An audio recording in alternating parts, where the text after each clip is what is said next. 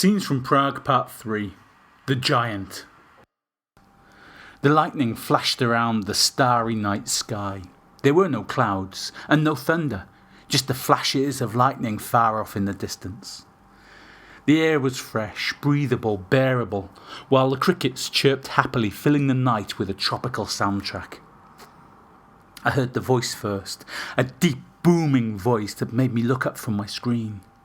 He was a bear of a man, a hulking figure with a deep voice and huge arms.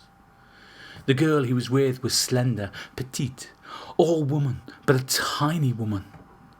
As they walked up the street arm in arm, it would have looked comical had it not looked so scary. Such was their size difference that it looked like he was kidnapping her.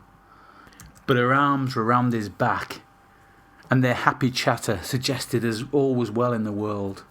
So I guessed it must have been a case of opposites attract, not opposites attack. The bride. "One more," the bride said to the photographer, who was beginning to lose the will to live.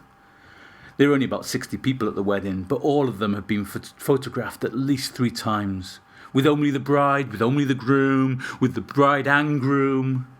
So far it had been logical, the bride's family, the groom's friends, the bride's colleagues, etc. But now the bride was collecting a weird, eclectic mix of people together. 2 of her male friends, 1 colleague, the groom's uncle, 1 of the ushers, 1 of the bridesmaids, and 1 of the waiters working in the hotel.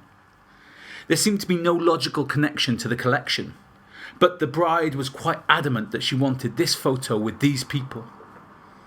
She stood with a bemused-looking groom and the motley crew and smiled sweetly as the photographer closed the shutter. As the photographer was packing up, the bride approached him. "Don't put that last photo in with the others," she said, slipping him a £20 note. "Just email it to me." The photographer shrugged, pocketed the money, and noticed just the hint of a wicked look in the bride's eye.